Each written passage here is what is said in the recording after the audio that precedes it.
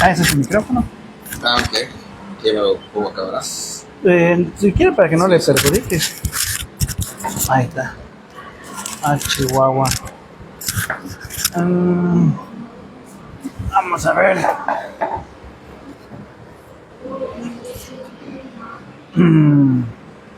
No se va, no va a quedar corto el asunto. No te preocupes. No tiene. Ah, bueno, no para hacer. El Si lo enfoque. apuestas. A ver si lo. Buenas noches. Ahí está. Vamos a ver. Sí, sí sale allá. Algo. Ahí está. Buenas noches. Esperando que se conecten un poquito. Vamos a ver. Ah, no, pero es desde atrás. A ver. Ah, no se puede transmitir. Bueno, pues estamos probando. Buenas noches. A ver si alguien por allá está. No puedes cambiar la orientación del teléfono. Bueno, pues buenas noches, amigos. Estamos aquí el día de hoy con el doctor Franklin Quiñones, amigo y de muchos productores. También es productor de ovino, de borregos. Y pues ha estado también en el tema sanitario del estado de Yucatán. Y pues es un gusto poderlo entrevistar hoy aquí en la charla amena. Doctor. Al contrario, gracias, es un gusto para mí, Luis, que me hayas invitado. La verdad es que cuando me comentaste tu proyecto, sobre todo el formato que estás manejando de que sea una charla amena, sin tanto protocolo y sin tanto rollo, pues a mí me gustó mucho la idea y te agradezco mucho. Muchas gracias, doctor. Y pues para empezar, el doctor Franklin Quiñones, ¿de dónde viene? ¿Cuál es su origen? ¿Cuál es mi origen? O sea, llegó una nave espacial al planeta Tierra y... No, pues el municipio, ¿de qué municipio vienes? ¿Cómo te vas desarrollando y te vas llegando al giro de veterinaria? Bueno, realmente yo nací en Mérida.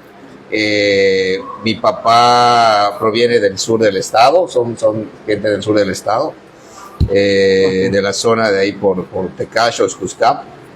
Mi mamá es de Panamá. Ok. Generalmente, siempre que teníamos vacaciones o algo, a mí me gusta mucho venir aquí a Panamá con los primos y cotorrear y todo, ¿no? En las vacaciones, ¿no?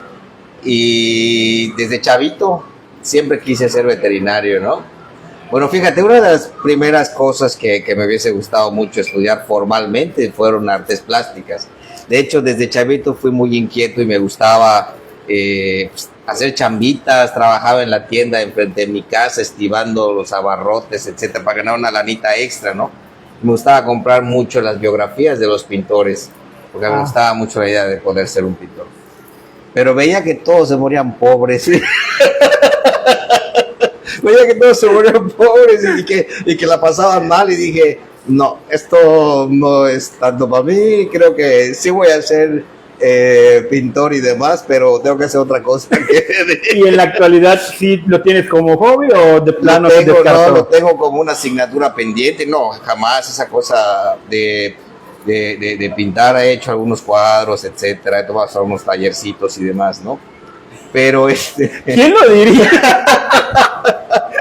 Tan serio que se le ve y saber que tiene ese gusto, ¿no?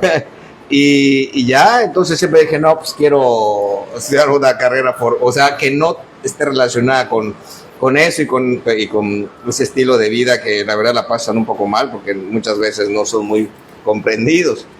Y el campo, me encanta el campo. Pues mira qué lugar venimos a tener la charla amena. En el tiempo que estaba una galería. Estaba viendo los cuadros ahí. Y ya agarré y dije, no, pues algo del campo, y me gustan mucho los animales. Igual desde chavito siempre llenaba el patio de mi casa con patos, gansos, palomas, perros, gatos. De todo. Carnera, llegué a tener mi primer carnerita, estando chavito, etcétera, ¿no? Entonces, de ahí viene, ya estudio la carrera, comienzo la licenciatura en la UADY, me va muy bien, aprendo bastantes cosas. Sin embargo, tenía la inquietud de practicar más, y averiguando Me conseguí una beca para estudiar en Cuba, donde ahí la práctica es muy continua. Y te puedo decir que han sido de los momentos, de los años más felices de mi vida estar en Cuba, ¿no? O sea, yo con 19 años agarré y me fui a vivir allá, estuve unos años, aprendí mucho, conocí muchas personas. La verdad, el pueblo cubano es un pueblo que lo poco que tiene te lo ofrece de corazón. Es una lástima todo por lo que están pasando, pero la calidad de los profesores igual era súper, ¿no? O sea, aprendí bastante. Y una de las cosas que más aprendí allá, tal vez no tiene nada que ver con la veterinaria, pero que ayuda mucho para la veterinaria, para cualquier otra profesión, que es resolver. En el medio cubano el verbo resolver se usa para todo, porque tienen que resolver el día a día, porque las carencias son tantas y los problemas son tantos que tienen que ver cómo resolver. Entonces, una de las cosas que aprende uno allá es a resolver. Y eso ocurre en el día a día cuando estás trabajando en los ranchos. Muchas veces las condiciones no son las mejores, o te llaman cuando ya el problema está complicado y tú tienes que resolver. El ganadero, el productor, lo que sea, necesita cuando llega contigo, cuando llama al veterinario, es porque ya... Es hasta la santa fecha. Sí. El talón de Aquiles del agropecuario. Entonces tienes que buscar la manera de hacer un cambio, ¿no? O sea, ok, esto está así y vamos a resolver. ¿Cómo resolvemos esta situación? Y cuando termina la carrera en Cuba, ya decides regresar directo a Yucatán. Claro. ¿Y qué giro tomas? Fíjate, a mí me gusta mucho la lechería. Dentro de la ganadería bovina, la lechería me gusta mucho. ¿Por qué? Porque es el sistema de producción en donde el veterinario está completamente dinámico, porque en la lechería todos los días estás trabajando reproducción, estás trabajando nutrición, estás trabajando salud, estás trabajando manejo. Entonces es muy dinámico, y aparte que estás trabajando producción, ves medición de leche, etcétera. Estoy hablando que yo regresé de Cuba, me gradué en 1995. 95, y en esas fechas no había lechería acá. Entonces yo buscando ranchos donde había lechería y eran intentos, digo. Sí, cuestiones demasiado precarias en el tema de ganado de doble propósito, nada de lechería especializada. Y a lo mejor si en el tiempo en el que yo estuve se hubiese dado estas oportunidades que actualmente se le dan a muchos jóvenes de irse a trabajar a lecherías especializadas a Estados Unidos o a Canadá, yo tal vez no me hubiese dudado, me hubiese ido, porque de veras que la lechería me gusta mucho, ¿no? Sin embargo, no fue así. La realidad fue mis circunstancias fueron otras y me tuve que adaptar. En aquel entonces se abrió la campaña para tuberculosis y brucelosis bovina. Yo fui uno de la primera camada de médicos que entró a trabajar. Los pioneros. A hacer el primer barrido de tuberculosis y brucelosis. Que por cierto fue una labor titánica, me acuerdo, ¿no? Porque para empezar, lo primero que había que vencer era la resistencia del productor a dejarte entrar y trabajar. Y luego en aquella época sí había mucha brucela y había también mucha tuberculosis, cuarentenar ranchos, y siempre una medida cuarentenaria no es muy agradable para el productor, porque es el patrimonio de ellos, ¿no? En muchos sentidos, y limitarlos o decirles no puedes mover, no puedes vender, solamente puedes vender a rastro, qué sé yo, pues sí era complicado. Gracias igual a ese trabajo, al cual le tengo mucho cariño, conocí gran parte de Yucatán, o sea, apenas tuve chance durante el barrido, se me dieron las cosas, regresé a Panamá, allá estuve casi 7 meses. Me ayudó mucho la familia también en Panamá a sobrellevar el iniciar, ¿no? El engranaje trabajando en salud, y ya luego de ahí me fui moviendo de médico de campo, me pusieron de epidemiólogo, luego de coordinador, y en el Inter regresé a la UAD y estudié una maestría en salud animal en epidemiología. Y aprendí mucho, cuestiones ya epidemiológicas, tener un poco más de sensibilidad para los tratamientos cuando tú vayas a un rancho, ¿no? Realmente los veterinarios que trabajamos con poblaciones animales, pues no nos fijamos en el individuo como tal, todo lo vemos, nuestra visión es más general hacia un rebaño, ¿no? Y ahí entendemos mucho el tema de la prevención. O sea, de ahí me quedó muy claro, de haber pateado prácticamente todo Yucatán, conocido muchos sistemas de producción, norte, sur, oriente, este, poniente, haber sido la maestría, pues ahí sí me quedó muy, muy claro que no es mejor veterinario el que cura un animal, sino aquel al que no se le enferman. Y eso tiene mucho que ver en la ganadería, ¿no? O sea, el chiste es que no se nos enfermen los animales. El chiste es no llegar a tener que estar apagando fuegos. Que al final de cuentas es lo más caro. Exacto. Curar una enfermedad o tratar de salvar un animal es carísimo, y al grado de que es triste, pero pues el productor al final de cuentas dice, pues la mejor medicina, rastromicina. Sí, sí, ¿no? Sí. A ese grado hemos llegado, ¿no? Sí, yo estoy convencido de eso porque tengo algunos productores que algunos de ellos también ya son no solamente clientes sino amigos, que entienden muy bien el concepto de la prevención, y ellos van, como comenta una amiga, perro y medio por delante. O sea, antes de que puede ocurrir algo, ya hicieron la chamba, y son productores que sus animales se mantienen siempre en buenas condiciones, se reproducen continuamente, no se enferman, tienen tiempo para prever, para crecer o para disminuir según sus necesidades en ese momento. O sea, no los agarran en el aire. Ah, ok. Entonces hablamos de que entró a la campaña de Brucela, tuberculosis, fue una labor titánica entre productores veterinarios y también del gobierno, ¿no? Gobierno, sí. Y que al final de cuentas se están cosechando los frutos actualmente, porque somos estado exportador y muchos estados de la República no tienen de privilegio, ¿no? Gracias a las campañas continuas, ¿no? Okay. Pero yo lo conozco en el tema de sanidad pecuaria, pero si no estoy mal, en el ámbito ovino. ¿Cómo llegas al área ovina? En aquel entonces estaba el doctor Edgar Estrella trabajando en la campaña de tuberculosis y brucelosis, y él fue el fundador de la primera asociación de ovinos de Yucatán. Desde el 90. Desde el 97 por ahí, ¿no? Y yo me acuerdo que a veces lo acompañaba, donde estaba su granjita, y lo ayudaba a criar sus animales, sus borregos y todo, y me llamó la atención. Y en el año 2000, un grupo de productores de borregos de aquí de Yucatán comienzan a interesarse en ir un poco más allá con la calidad de animales que tenían. Ya comienzan a considerar en criar animales de registro, y necesitaban a una persona que pues les diera ese servicio, ¿no? Entonces, a través de en aquel entonces la Asociación Mexicana de Creadores de Ovinos, de la cual la Asociación de Mérida, en aquel entonces era la Asociación de Mérida, me vinculan y yo voy, tomo los cursos, comienzo a capacitarme, porque realmente el tema de ovinos yo lo comienzo a tratar en el 2000, 1999, 2000, y fue a través de como técnico registrador de los ovinos que me empiezo a involucrar con ellos.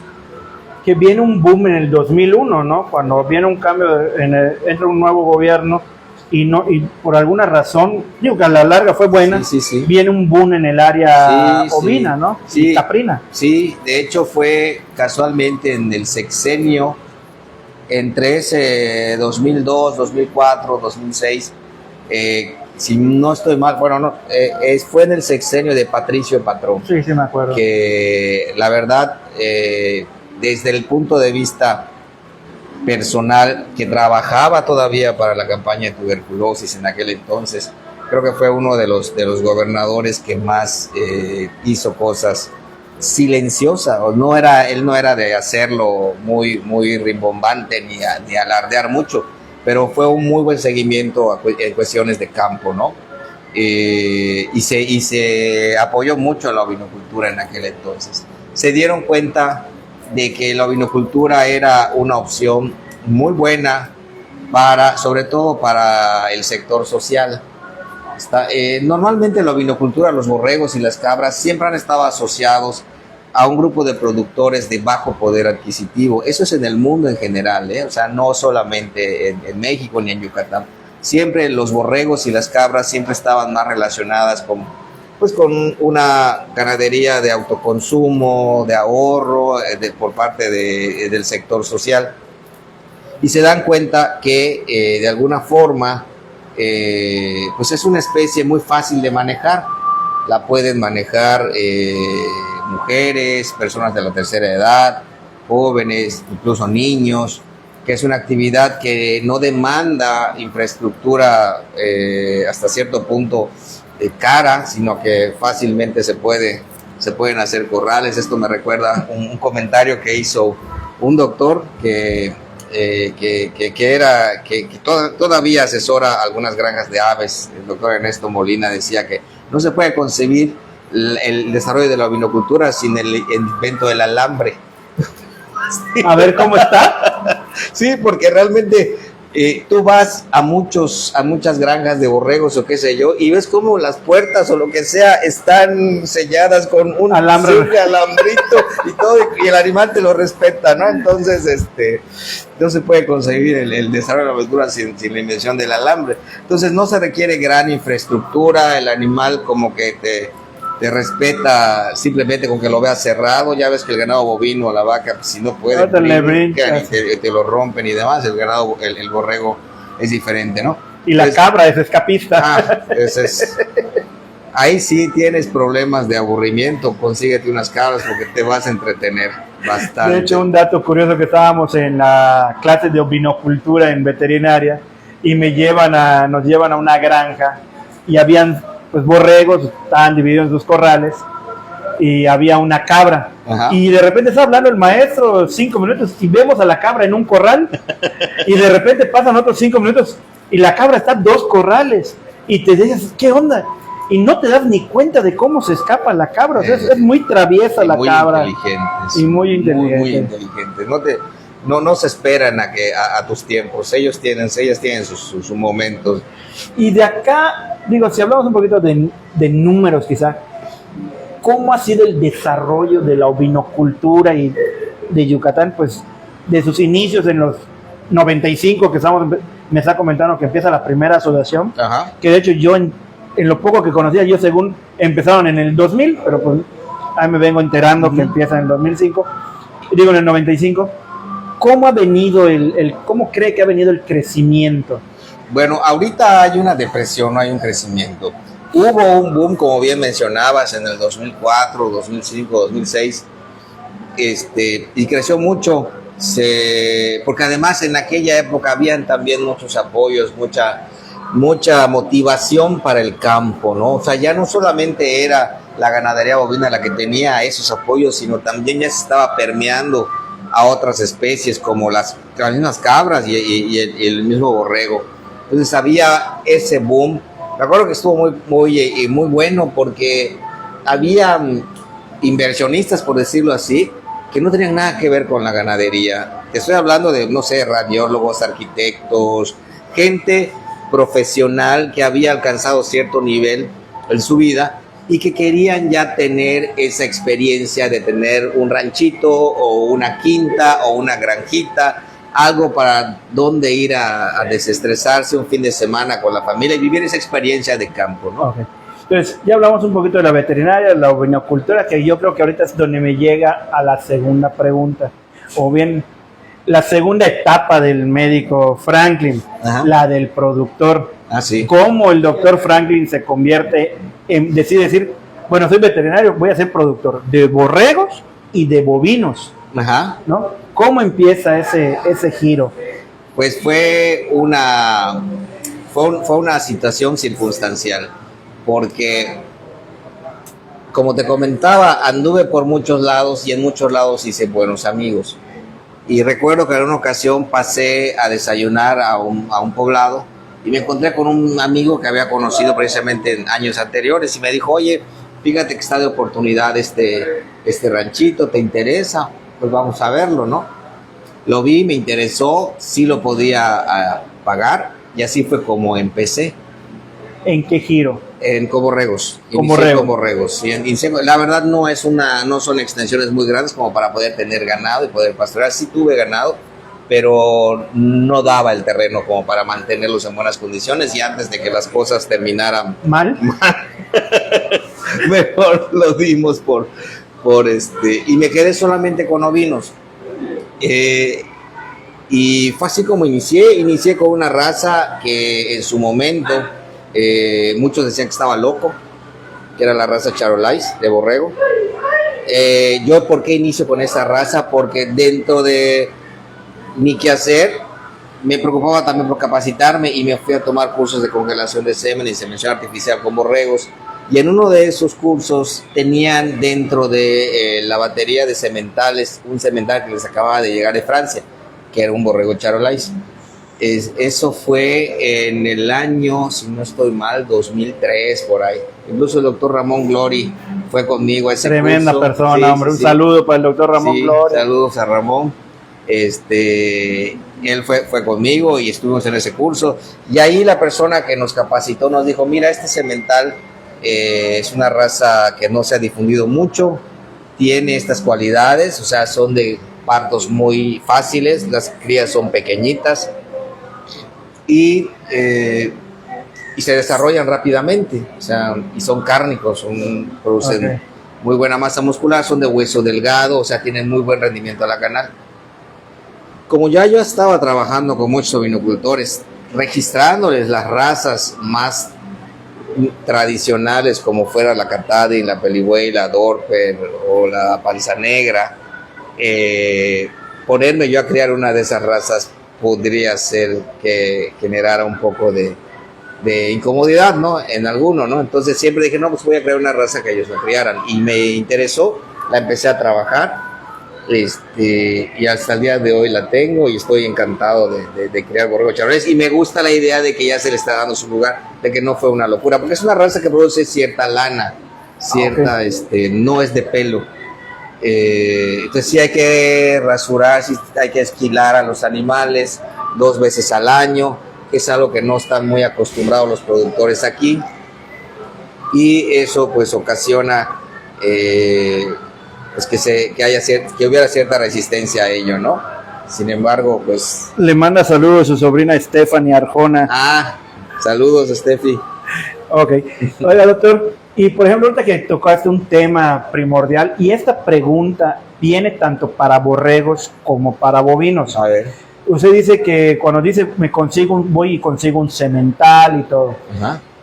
Tal vez nosotros lo podemos entender, pero para los que nos escuchan y nos están viendo, ¿por qué un semental de registro de un rancho reconocido cuando en las engordas puedes encontrar un macho con testículos apto para la reproducción? ¿Por qué la importancia? Bueno, es fundamental. En la crianza de animales, sobre todo para pie de cría, el hecho de que existan criadores de registro implica que pasan ciertos controles, varios controles, ¿no?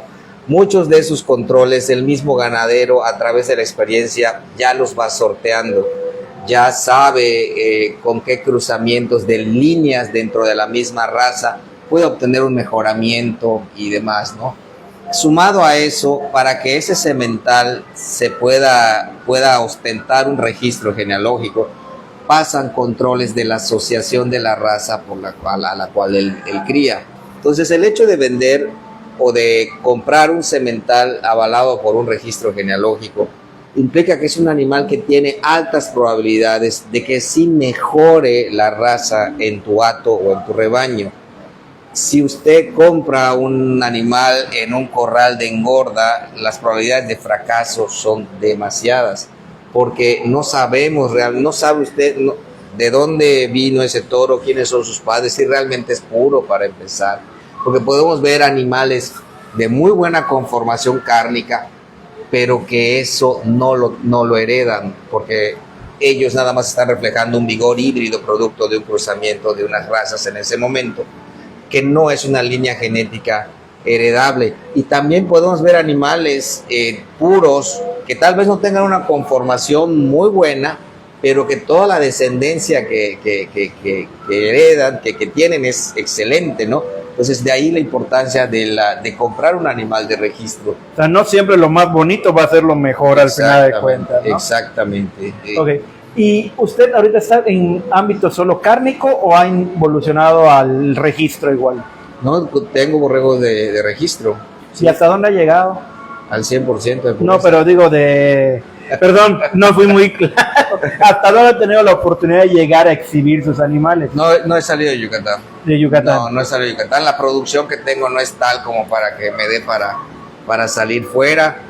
Por otra parte, dentro de mis actividades soy juez calificador en pistas de borregos y me puedo comparar, tengo ese privilegio hasta cierto punto, ¿no? De compararme lo que estoy viendo en pistas a lo que yo estoy produciendo y todavía tengo mucho camino que recorrer, ¿no? Estoy contento con mis animales porque tengo la línea genética que a mí me gusta, tengo la satisfacción de ver que los cruzamientos que he hecho dentro de las líneas que manejo se está generando un prototipo de animal que es mi modelo a seguir, ¿no? Sin embargo, no tengo ni el volumen y todavía no tengo la calidad que yo quiero, a la cual yo me he ajustado para poder competir en pistas nacionales. Okay. Que estoy cerca, pero bueno, por el momento, ¿para qué? O sea, no tengo la cantidad. Okay. Y bendito sea Dios, lo poco que produzco se vende, o sea, a veces no llego ni siquiera a la feria porque ya se vendió. De hecho, sí le iba a comentar ahorita, ¿cómo va el tema de la comercialización ovina en Yucatán? Porque sé que también uno de los problemas por los cuales decayó un poco es que hubo un periodo donde sí fue muy difícil desplazar todos los borregos que se estaban generando en Yucatán. ¿Cómo estamos al día de hoy? En lo que se refiere a la cría de borrego comercial, borrego gordo, está arrebatado, ¿eh? O sea, este es un magnífico momento para crecer en inventarios. Lamentablemente no existen muy pocos apoyos a nivel federal que incentiven o que motiven la producción ovina. Y muchas de las granjas, incluso que eran granjas muy grandes, también han sido desplazadas por las inmobiliarias, terrenos. Normalmente el borrego siempre ha estado relegado a las zonas donde las tierras son de menor calidad. Y eso es algo que igual ocurre en casi todo el mundo, ¿no? Pero esto es debido al tipo de alimentación que piden también, que es un poquito más... Sí, son no más... tan exigentes, ¿no? No, sí son tan exigentes. Lo que pasa es que siempre se ha priorizado más a la vaca, lo cual está bien, ¿no? O sea, muchas veces los potreros y demás se desarrollan pensando en ganado bovino, no se desarrollan pensando en el ganado ovino. Entonces, por lo general, los ranchos más grandes que hubieron y que hay, si no estoy equivocado, de borregos, están en zonas donde no hay muy buenas tierras. Hoy es un momento muy bueno para crecer en inventarios. El borrego, te decía, está arrebatado. O sea, estamos hablando de que hoy por hoy el precio del borrego finalizado está entre 65 y 70 pesos en pie, ¿no? Entonces se obtiene muy buen margen. Ya hay una disponibilidad de insumos para su crecimiento de buenos precios. No estamos hablando no solamente de los granos tradicionales, sino de subproductos que se pueden utilizar y que están dando buenos resultados, ¿no? Entonces, en términos de momento, sería chévere que volteáramos a subir el inventario de borregos, porque sí hace falta. Y como bien mencionabas anteriormente, criabas borregos y no tenías a quién venderlos, estábamos a merced de los que venían del centro del país con sus camiones para llevarse todos los borreguitos y no era el mejor precio. Ocurrieron varias cosas, uno de ellos, varios fenómenos. El primero es que la gente agarró más experiencia en criar al borrego. Ya no era solamente pastorearlo, sino que también se les daba alimento de calidad. Eso mejoró la calidad de grasa, mejoró la calidad de la canal, mejoró el sabor del carnero. Ya no se sentía mucha gente decía, no, yo no como borrego porque tiene un marisco muy muy fuerte, ¿no? fuerte. Pero era gran parte porque eran borregos exclusivamente de potrero, o sea, comían muy poquito alimento concentrado. Entonces, se dio que fuimos agarrando experiencia en la crianza, se dio también de que muchas personas de otras regiones del país, principalmente el centro del país, se vinieron a vecindar a Yucatán, en todo Yucatán, en las principales ciudades de Yucatán, pues prácticamente tenemos ya gente avecindada de la zona centro, en donde sí hay una cultura de consumo de barbacoa, principalmente los fines de semana, y eso ayudó mucho a que lo que se producía en Yucatán ya no se mandara para allá. Entonces hoy por hoy muchos ovinocultores especializados en ovinocultura, que nada más tengan borregos, porque tenemos también muchos borregos en zonas ganaderas, en ranchos ganaderos. De hecho, gran parte del inventario, si no es que el mayor inventario, se encuentra conviviendo con ganado bovino dispersado en toda la región. Aquí en Tizimín, o sea, prácticamente el consumo de borrego ha sido histórico y tradicional, ¿no? De hecho, ya declaramos el carnero asado como platillo tizimileño. Sí. Así es, mi doctor. La granja especializada en borregos hoy por hoy tiene un mercado completamente arrebatado. Ya buscaron uno o dos barbacoyeros fijos que a los cuales le desplazan la producción de, no sé, 4 o 10 borregos por hoy semana. tenemos un Edgar España que tiene su restaurante, las coronelas. Las coronelas, que por cierto muy ricos, se los recomiendo. Delicioso, la verdad. Me invitó a un ataúd. Borrego al ataúd. No, está soberbio. A los que tengan chance, busquen las coronelas en la ciudad de Mérida, se los recomiendo. Muy rico. Los fines de semana solamente en la mañana. Las quesadillas y la birria está. Y entonces, ¿cuál sería la problemática a la fecha? Digo, al día de hoy, ¿cuál sería la problemática entonces de los ovinocultores? Es la planeación. Definitivamente, desde mi punto de vista, es la planeación. Llega un momento en donde no tenemos borrego para producir. O sea, por épocas, hay que entender también que en la medida que fuimos introduciendo razas más especializadas, en el borrego se da mucho el tema de la estacionalidad. En ciertas razas, principalmente las terminales, por las terminales me refiero a todas aquellas que no son ni Peligüey ni Blackberry, que son las tradicionales de toda la vida, ¿no? Llega un momento al año, precisamente que es en estas fechas, marzo, abril, mayo, que la reproducción disminuye mucho, ¿no? Ya es menos eficiente, pero hay alternativas para tener producción durante todo el año. Nos falta más planeación, necesitamos más inventario, necesitamos mucho que podamos tener. Buenas noches. Buenas noches. Tranquilos, sí. Mucho gusto. Ándele, Franklin. Fíjate que antes pasaba que... Pensé que era el doctor Manuel Medina. pasaba que teníamos toda esta vinocultura que te mencionaba, que estaba relacionada con gente del sector social, con personas del sector social. En su momento ayudaron mucho a subir el inventario y ayudaron mucho también al mejoramiento genético, ¿no? Y esos productores eran motivados e incentivados por diferentes secretarías, la Secretaría de Desarrollo Rural, la Secretaría de Desarrollo Social, etcétera. Hubieron programas en donde se les daba los animales, los vientres a los productores, a productores seleccionados dentro de las comunidades que podían mantenerlos, y fue una época muy, muy buena, ¿no? O sea, se logró avanzar mucho en ese sentido. Lamentablemente se dejó de hacer. Entonces, quizás volver a tener un tema de repoblamiento, quizás volver a tener un tema de motivación para la infraestructura, para ampliar las capacidades en los ranchos que ya están establecidos, sea fundamental. Hoy por hoy creo que buenas noches. Hoy por hoy creo que el asunto de la engorda y el sacrificio se está resolviendo. Ya tenemos engordadores de ovinos muy especializados que producen un animal, una canal muy buena. Tenemos hoy por hoy el único rastro que está funcionando para sacrificio de ovinos es el de Abastos de Mérida. ya hay más inocuidad en cuanto al sacrificio, la conservación, la maduración de la carne. Ya hay una exigencia a nivel de, en el caso de la ciudad de Mérida, de que todos los barbacoyeros sacrifiquen sus animales en los rastros, que no sea nada más en la mata del patio, en el gajo de naranja, etcétera, que sea, anteriormente siempre así se hacía, ¿no?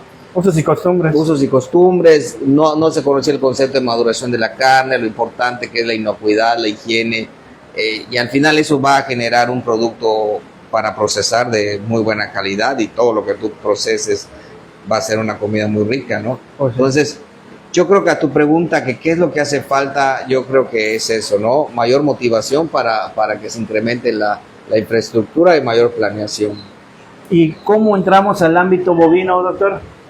Bueno, en el ámbito bovino siempre estuve relacionado, ¿no? Desde que empecé a trabajar. Realmente fue secundario el tema de los borregos. En el ámbito bovino, a través pues de todo este caminar que hice en el estado, como te comenté, me hice de muy buenos amigos, me di a conocer bastante, y de ahí algunos me han seguido llamando, hemos estado viendo algunas situaciones que ellos puedan tener problemas, principalmente del área de salud. Yo cuando estudié la maestría la estudié en epidemiología, en salud animal, y ese es mi fuerte, ¿no? O sea, reproducción sí hago, pero lo básico, eso se lo dejo a los especialistas.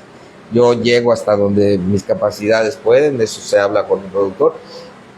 Pero me gusta estar mucho en contacto con el ganadero. Pero como productor bovino también, o sea, la pregunta iba también, como ya hablamos de productor bovino y sabemos que tenés algo de ganado bovino. Sí, pero por el espacio ya no pude tener más. O sea, solo tienes algunos animales allá, ¿no? La otra vez vi que estabas rescatando un becerro que estaba naciendo mal. Ahí se volvió viral ese videíto. Sí. Digo, es en la medida que el espacio lo permita, tendremos. Algo que nos quiera comentar de punto muy personal para las nuevas generaciones que quieren estudiar veterinario, que están entrando a la producción pecuaria, ¿no?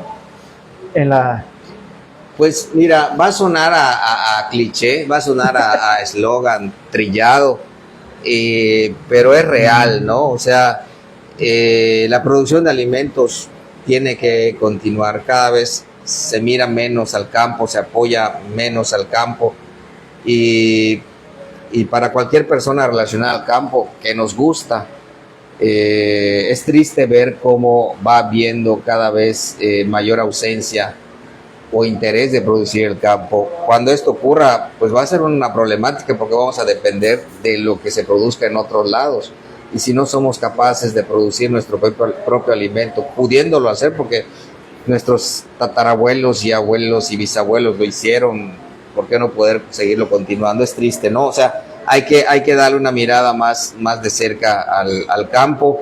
Si tienen esa vocación, que la cultiven y que la desarrollen, porque realmente el campo no es para todos tampoco. O sea, tú lo sabes, te tiene que gustar mucho, porque estás no hay en la horarios. intemperie, no hay horarios, en épocas de sol hay mucho sol, lluvias, lodo, polvo, mosquitos, patadas, la seca de ahorita. La seca, huracanes. Es decir, te tiene que gustar mucho el campo, pero si tienes esa vocación, cultívala y desarrolla, porque es una forma de vida muy gratificante. O sea, el ambiente laboral es muy gratificante, no es nada estresante. Te lo digo yo, que durante mucho tiempo estuve encerrado también en una oficina cuando me tocó ser coordinador de la campaña, y ya casi no hacía nada de veterinaria más que puro papeleo, coordinar y todo. No, es algo que lo miro para atrás y digo, ¿cómo pude, verdad? Después de haber ya ahorita estar de lleno en el servicio privado, en la práctica privada. Eso es muy gratificante, conocer gente. Me encanta tratar con los vaqueros, ver sus sus ingenios que tienen a ver. Ingenios y cada personaje que te encuentras en los ranchos también, o sea. Es correcto, cada personalidad que tiene la para gente. que veas, a mí me llena mucho. O sea, llegar y de repente a ver este oficio, qué me va a decir o qué me va a salir, ¿no? Y de repente te llevas tremenda sorpresa, él es el que te termina enseñando, ¿no? Entonces, eso me gusta mucho estar en el campo, conocer gente y si te gusta el campo, cultívalo porque va a hacer mucha falta, cada vez más falta. Increíble. No, pues de verdad, doctor, le agradezco mucho esta. No, al contrario, Luis, te agradezco muy a ti, refrescante. te agradezco a ti el que me hayas llamado para este proyecto que estás echando a andar y la verdad te admiro, eres una persona muy inquieta, muy trabajadora. Yo conozco todo lo que tienes que hacer y en lo que has hecho siempre te he visto muy activo, entonces cuando me invitaste no lo dudé y por supuesto que aquí estamos. De verdad, muchísimas gracias, doctor. Eso es un verdadero placer. Siempre lo he visto muy activo, cómo trataba a la gente cuando tenía el gusto de saludarle en el comité pecuario. Sí, sí. Y siempre lo he visto muy activo y como he estado girando el estado precisamente que está asesorando y el aprecio y el respeto que le tienen varios productores. Gracias. Fue por eso la invitación y sé que ojalá que todos los que nos están escuchando les sirva puedan adquirir algo de conocimiento de esto, algo de experiencia para lo que quieran hacer, tanto en la vida diaria como para si se quieren involucrar en el tema del pecuario. Y sobre todo que te tocaron algunos temas importantes, como fue el tema de la alimentación, de la salud, de los sementales, la importancia de los sementales, porque todavía hay gente un poquito, pues no sé si la palabra correcta sería rejiega, de decir, pues es que agarro ese toro cualquiera y total tiene testículos, ¿no? Sí, no saben lo que pierde. Exactamente, porque dicen, es que cuesta 30,000 pesos y el semental cuesta 60,000. Sí, pero lo que vas a perder exactamente. En la descendencia, en el atraso, ¿no? Genético, que lleva tiempo, ¿no? Digamos en ganado bovino, que es más, el proceso es más largo. Oye, doctor, ¿y en qué estado andando en el estado? Digo, antes de finalizar, ¿cómo ha visto el panorama en el estado? Los ranchos están desapareciendo, están aumentando, están estancados, los productores, pues no suena triste, pues están envejeciendo, o sí hay nuevas generaciones produciendo. Muy poquitas, realmente hay muy poco interés de las nuevas generaciones en el caso de aquellos que tienen que vienen de familia ganadera, es muy poco el interés que veo. Sin embargo, yo también he sido de la idea de que en este mundo y en esta vida uno debe hacer lo que quiera, ¿no? O sea, no porque hayas nacido de familia ganadera implica que tengas que ser ganadero también o que tengas que cargar con esa tradición, si así fuera el tema, ¿no? Si así fuera el punto. Aunque también yo entiendo que mucho de eso tiene que ver con la educación y cómo desde chavitos los ganaderos van introduciendo a sus hijos al continuar con esta tradición. Pero si tienes esa vocación, vuelvo al mismo punto, si tienes esa vocación, cultívala y métele porque de veras que sí se puede hacer buen negocio, sí hay mucha oportunidad de negocio, de mercado en el campo, no necesariamente solo en ganadería. Ahorita ya el tema de la agricultura, la tecnificación, el tema de la posibilidad de conseguir insumos, de conseguir infraestructura, herramientas, con el advenimiento de internet, puedes establecer comunicación con diferentes productores, compartir experiencias, entrar a foros, hay mucha información. Entonces, sí se puede hacer negocio del campo, claro que se puede hacer negocio del campo, y es un estilo de vida, no digo la palabra porque pues, pero muy bueno. Es un estilo de vida muy, muy bueno que te divierte, ¿no? Te divierte. Entonces, a mí me divierte bastante. Mucho, mucho, mucho. Sí, se disfruta, la verdad, esos amaneceres, la chamba, el conocer gente. Por ejemplo, en el tema de ganado bovino de registro, pues te permite ampliar tus horizontes conociendo a otros ganaderos. Quiero pensar que pasa lo mismo con lo de los borregos. Sí, igual, ¿no? Claro. Interactuar con otros productores, cómo manejan sus ranchos. Entonces, se vuelve algo atractivo, algo llamativo. Y ahorita tocamos un tema muy importante, cómo se ha ido modernizando. Antes te decían, pues yo tengo mi ganado, pero pues no me tengo que involucrar en la elaboración de la comida. Y ahorita ya muchos ya tienen sus tractores, ya producen sus pacas, ya producen. Cuando antes las pacas eran mayormente las traíamos de otros estados, Sí, ¿no? sí, sí. Entonces No hemos había la traído... tecnología, no había el conocimiento para hacerlo. Es correcto, ¿no? Y como también, inclusive antes con 10 vaqueros tenías que manejar un rancho y ahorita con 2 o 3 lo manejan porque pues ya tienes el tractor. Bueno, ya hasta cuatrimotos en vez de caballos Sí, tienen, ¿no? sí, sí, Es sí. parte de lo que ha ido cambiando. Yo espero que en cuestión del campo haya un retorno de todo este, no digamos abandono, porque no es un abandono, pero de toda esta falta de importancia, haya un retorno pronto, porque se van a agotar todas las demás áreas a las cuales todos se han ido yendo, ¿no? Y en ese momento, pues debe haber otro boom. Fíjate que hablando de boom, eso nos pasaba porque hubo una época donde varios ganaderos se desanimaban un poquito por el tema de, por ejemplo, digo, es un ejemplo, ¿no? Que la gente dejó de comprar, por ejemplo, el Nelore, ¿no? Ajá. Entonces, estaba el Brahman, el suizo, las cruzas. Digo, no es hablar mal de ninguna raza, ¿no? Pero decías, es que ya nadie quiere un Nelore. Y ahorita vemos que está viniendo otro boom de que la gente está buscando el Nelore. Entonces yo quiero pensar que todo es parte de un ciclo al final de cuentas, ¿no? Es un ciclo, pero es un ciclo que abona a aquellos que resistieron, ¿no? O sea, en el tema, por ejemplo, de Nelore, estoy seguro que muchos creadores de Nelore, al ver la poca demanda, habrán cerrado sus cortinas o habrán criado otras razas. Y los que se quedaron, que se mantuvieron en el mejoramiento genético, pues hoy son esa opción que todavía queda para proveer de esta genética, ¿no? Entonces de ahí tiene que haber mucho el gusto al campo, ¿no? O sea, tiene que haber mucho gusto al campo para resistir esos momentos. Hay que aguantar.